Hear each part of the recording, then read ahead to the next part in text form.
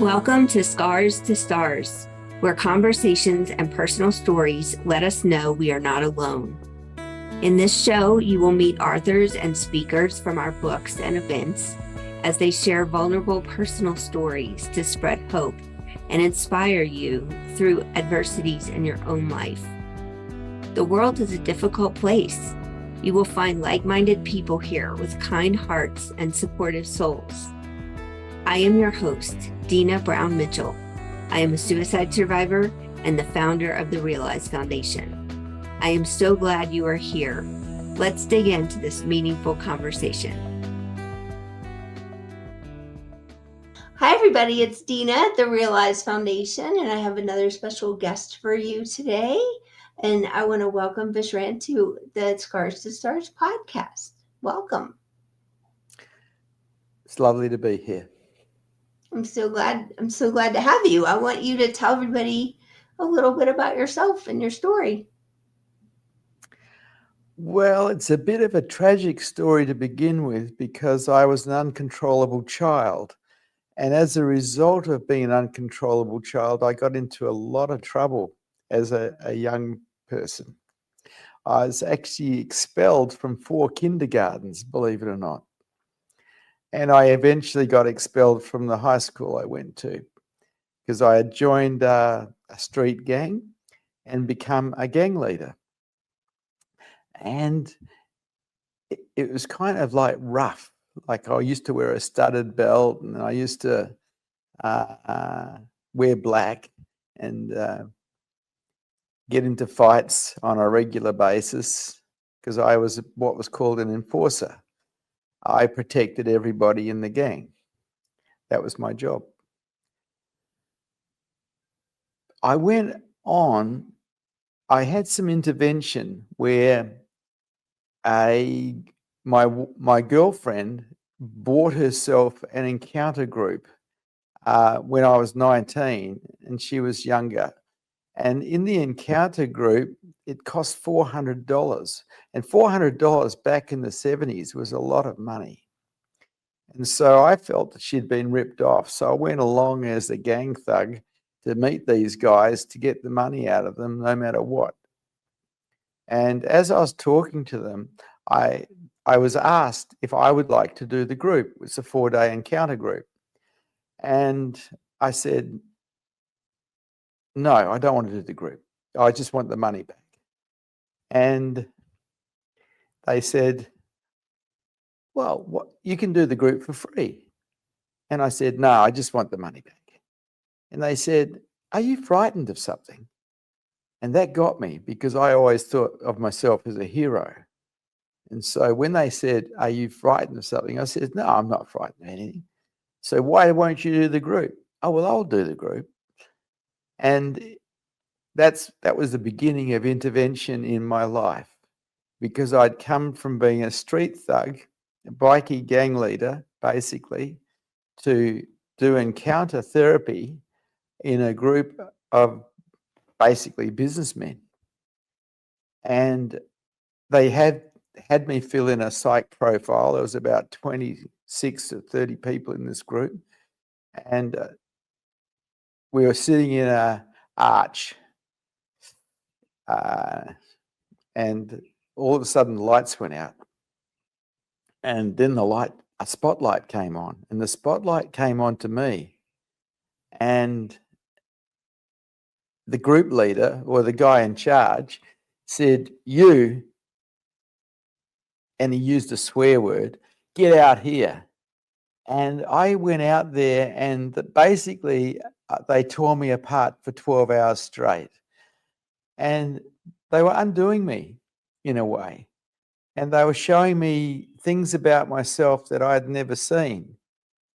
And I was so impressed by this group. After 4 days, I decided to actually quit what I was doing and go and work for them. And I took my studded belt off and my black clothes off, and I put a 3-piece suit on. And that was my entry into business. And it was a wonderful entry because these guys were selling a group that changed people's lives And I loved what I was involved in, and I loved what I was doing. That led on to many other things, though. That's amazing story. You want to tell us more about how they did that for you? Yeah, well, they had a psych profile, so they were looking for weaknesses in me that they could actually milk. And at some point, after about 12 hours, this very short woman came and stood next to me, and she said, "All I can feel is a rock. There's nothing else here." And it actually broke my heart. It broke my heart open because I realized she was telling the truth. I'd become so defended inside myself, so cut off inside myself. I was out of touch with my feelings. I was out of touch with the world in a lot of ways. And it broke my heart. And that was the bit that got me. All the other things they said to me, I couldn't care less. But when she stood next to me and she said, "I can only feel a rock," it was like, whoa. It After 12 hours of them tormenting me, that was the straw that broke the camel's back. That's interesting. So, I mean, I've had experiences like that in business, like strategy and mindset and stuff, but maybe not as personal as what you're describing. Well, the group was called the Greatness in You Seminar. It was a 4-day encounter group, and it was intense. It was during the days when encounter groups first started up, and it was fierce. It was not mild encounter, it was fierce encounter. But it changed my life. I ended up working for them and eventually going on and doing a lot of other things to the degree where I became a millionaire. I actually became very successful in business. I ended up owning a publishing company with 35 staff members that turned over millions and millions of dollars every year. Mm-hmm. And I retired when I was 28. Wow. Mm. That's awesome. And then what did you do? I used to go to coffee shops and drink cappuccinos and smoke cigarettes and look at the ladies. I mean, there wasn't much to do. But what did happen was I found that life got hard again, in that I realized that as a businessman, I'd once again completely lost my heart. And I had some experiences because I got lost at sea in a runabout with my to-be wife. And we were blowing 60 miles off the coast in a cyclone, and the boat sunk. And we were in the water with sharks for 12 hours, and they circled around and Oh my around. And goodness. I didn't think that we were going to survive. I thought that we'd had it. I thought that was the end of us. And I looked across at her, and in this moment, I saw that I'd cost her life because I'd taken her out there and I hadn't checked the weather. And the regret that came into me somehow opened my heart. I found this unconditional love. And it was the most beautiful thing I'd ever experienced in my life, this unconditional love. And it wasn't just for her, it was for everything. And I realized, hey, there's something I've been missing in life. Here I've pursued treasures. Here I've pursued property ownership. I've pursued being successful financially, but I've missed the thing that's important here, unconditional love. And that changed my life incredibly because I realized afterwards, as a businessman, I was too armored up to experience love. I was too defended. And so I at some point after that experience, was about 9 months, I think, I walked into my offices and gave my companies to my staff, took my shoes off and walked around Australia for 4 years looking for my heart, because I believed that that was more important than any wealth I ever had. Wow. And after about 4 years, I found my heart. I went back to university and trained as a naturopath and psychotherapist so I could have some tools to help people, because that's what I wanted to do. Mhm. And basically, I've been doing that ever since. That's amazing. That's an amazing story. Because It's I a think it's, true story. you when you're growing up, and at least in my situation, it's like you're always trying to get approval or have other people happy with whatever you're doing, or make the next promotion or all those things. And then, like you said, I also got to a point in my life where that didn't matter to me anymore, and it was more about what you're talking about. And I think all of us go through something like that at some point. Do you agree with that? Yeah. The only difference between you and me is I didn't sell out at all to get along. I became an uncontrollable child where I didn't buy authority, and I got into a lot of trouble as a result of not supporting authority. I became a rebel, and I didn't try to get people's approval. Everyone could just jump. I couldn't care less. And so I became rather obnoxious. Yeah. Well, tell Hence me. being expelled from 4 kindergartens and 1 high school.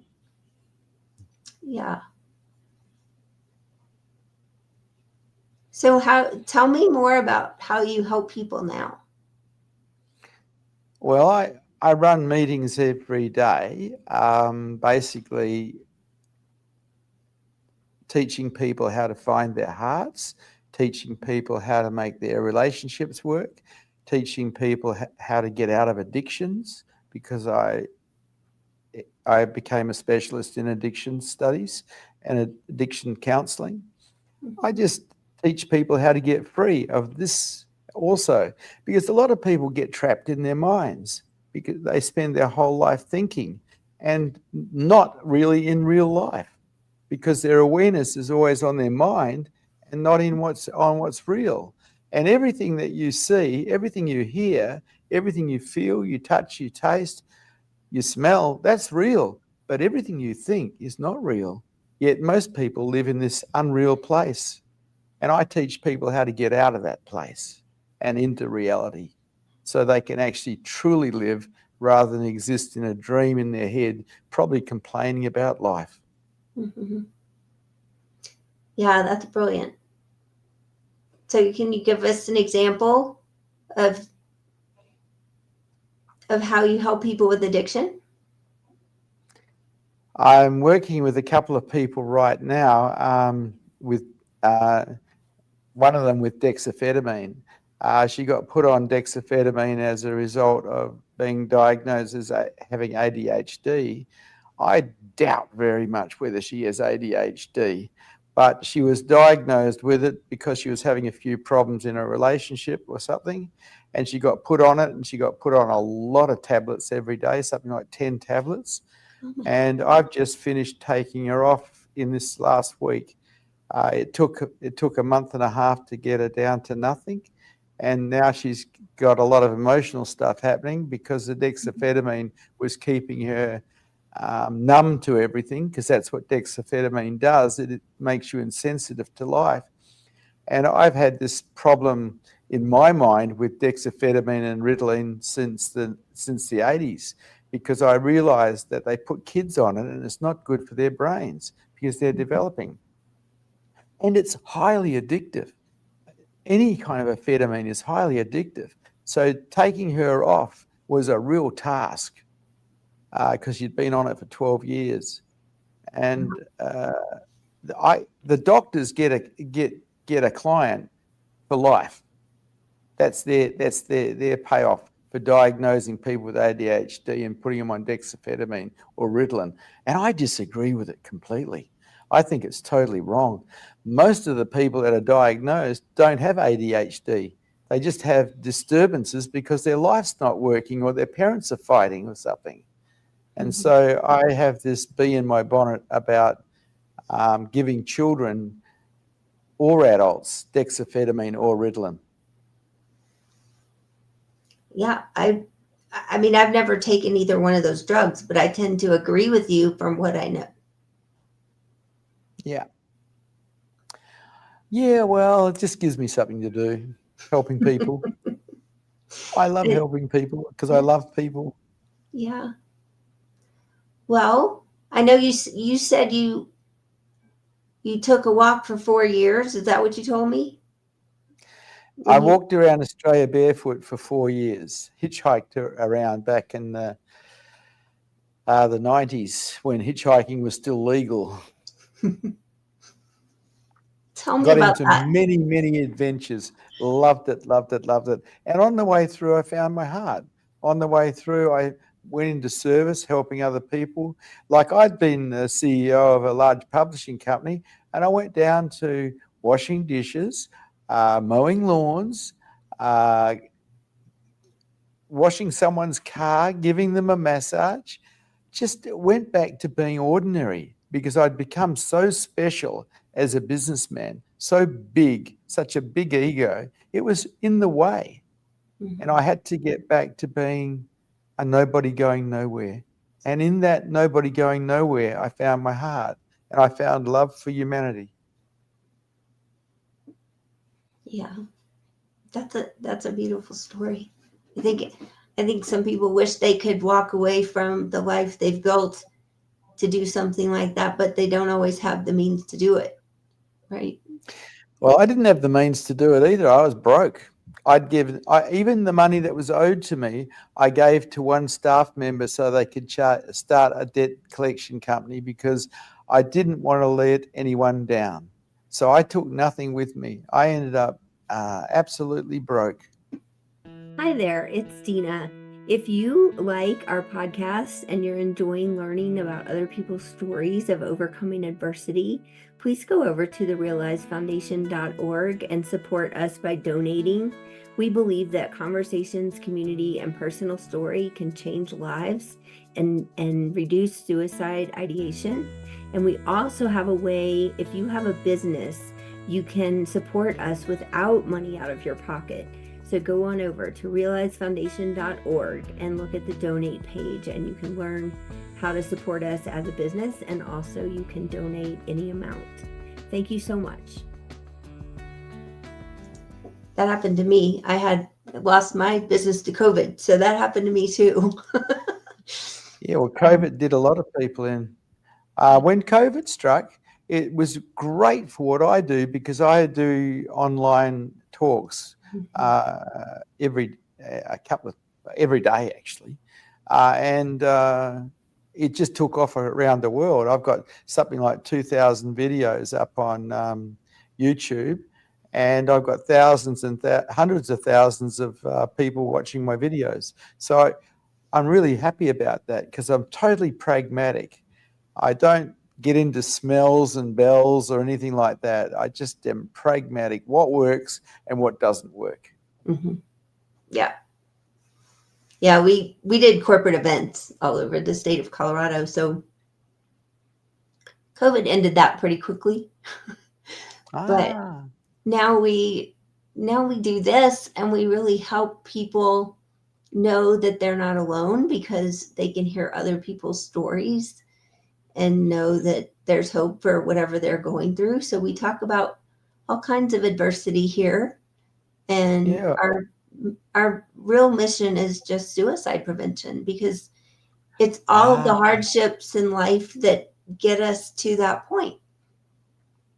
I do suicide prevention also, and I've been doing it for a long, long, long time.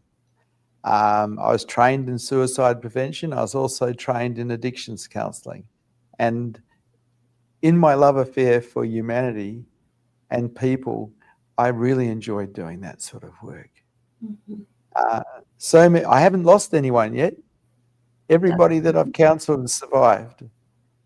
So I'm very happy about that. That's great. I think, Yeah. I mean, in my mind, it's all about conversations, and if we can talk about it, we can get through it. I think, and people's personal stories help you understand how somebody else might have gotten through it. But if you don't Yeah. feel like you can talk or ask for help, then you have no hope. Yeah, it's always best to talk. And the thing about talking is people who really want to kill themselves quite often do. The people who don't reach out for help. And I talk to those people, the ones who are on the edge, and I say g'day and use whatever methodology I can to save their life. We're on the same page there. Mm. Yeah. I don't know if you know my story, but in 25 years ago, 27 years ago, I attempted to take my life, and I woke up in the hospital. And back then they just gave you a note to make an appointment, and they let you walk out the front door, and I spent 23 years hiding that and not telling anyone. And then I lost a friend that I'd known for 20 years, and I had been trying to have lunch with him, and I never got the chance. And that's why I do this. We have a similar story. The reason that I gave my companies away is because I had a look at my life and I didn't like it. And I could see that everybody I knew was suffering, and I was suffering even though I was wealthy. And I decided at that point to kill myself because I'd had enough. And I was lining up trees on my motorbike one day, and I figured, hell, what I could do is I could go for hard. I could actually change. I could give myself a purpose in life, because I couldn't find a purpose. And the purpose was the way of the heart, which in Buddhism is called the Noble Path.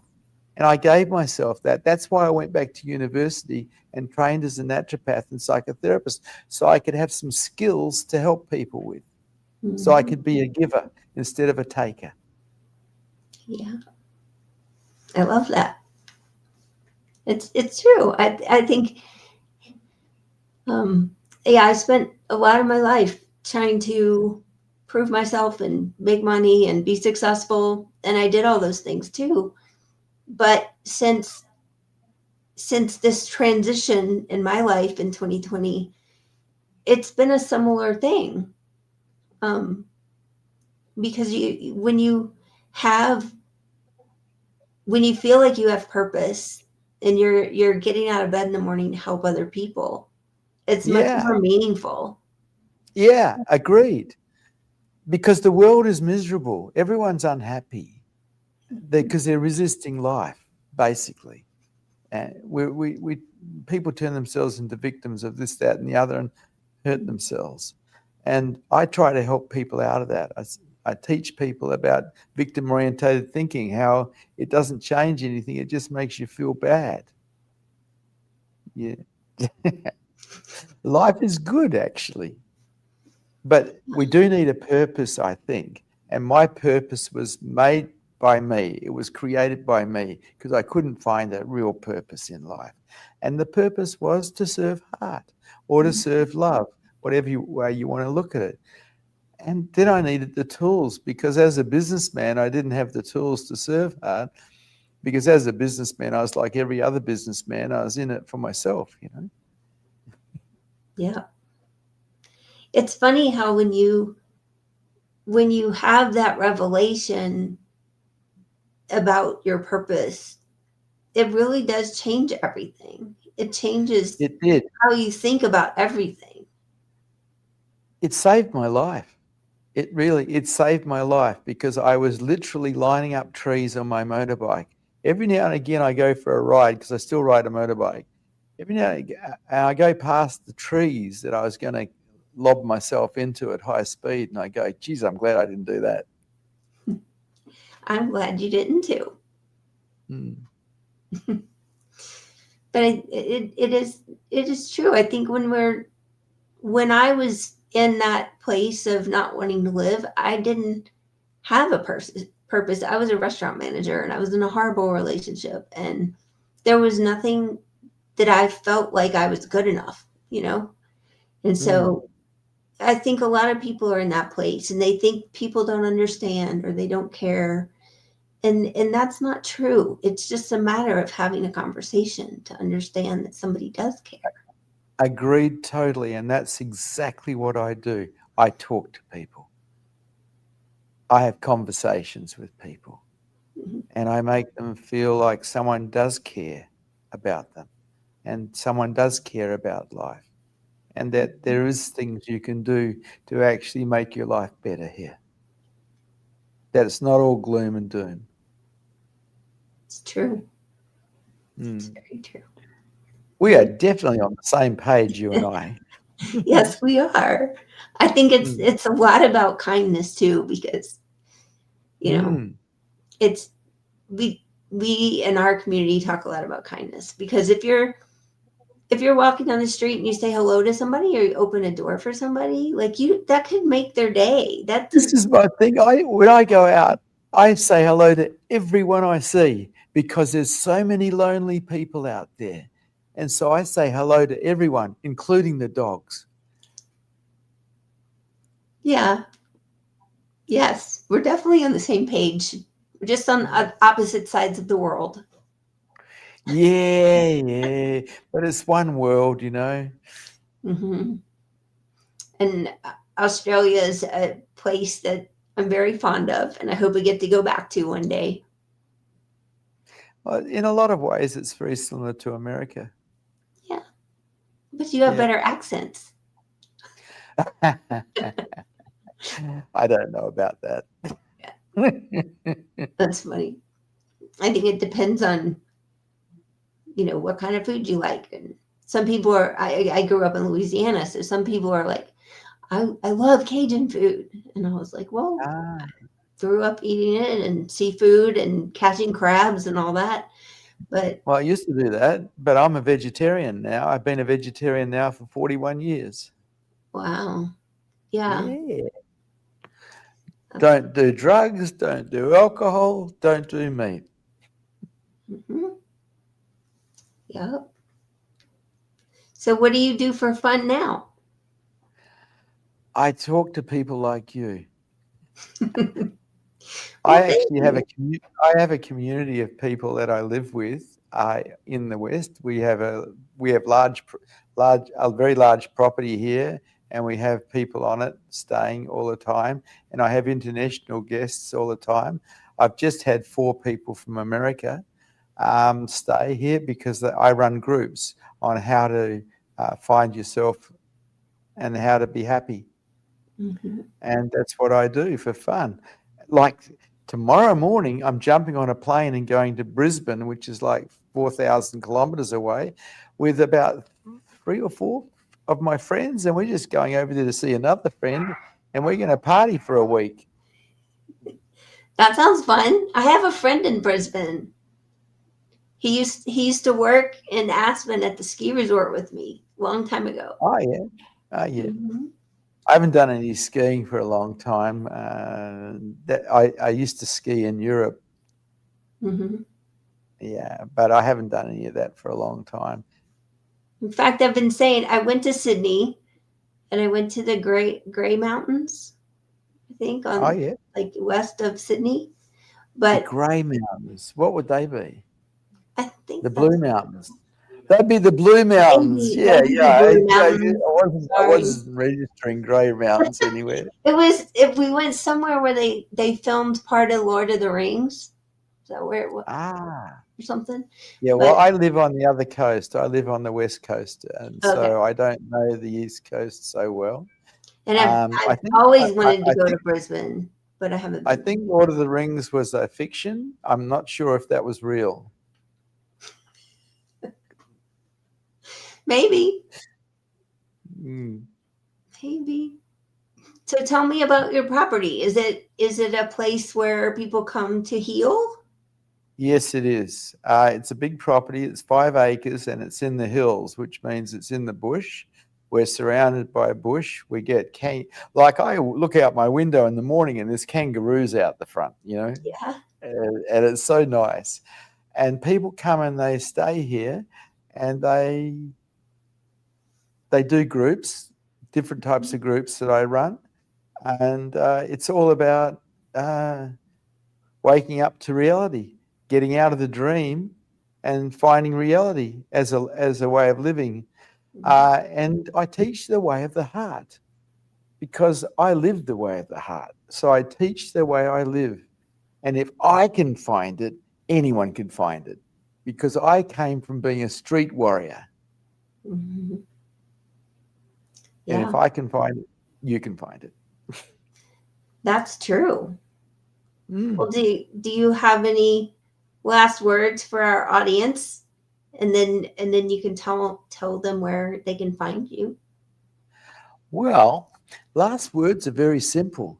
I love you. That's great. I can't help it. I just do. And my name is Vishrant. And if you want to find out about me, you look up vishrant.org. And there's a very large internet presence. Or you go into YouTube and look up Vishrant. There's 2,000 videos up there. It's up to you. That's awesome. I'm here. I have all your information. I'll make sure it's in the show notes so people can find you and read about you or listen to you, whatever they want to do. But it's been really awesome talking with you. Yeah, it's nice meeting someone on the same page, Deanna. Yeah, it is. I'm so happy you joined us for this conversation. My wish is that you found comfort and hope in your own unique situation. If you resonated with our message, please head over to therealizefoundation.org, where you can apply to write your own story in one of our books. You can also download our 60 Ideas for Self-Care on the resources page. I can't wait to hear from you. Until next time, you are not alone, you are worthy, and you are enough.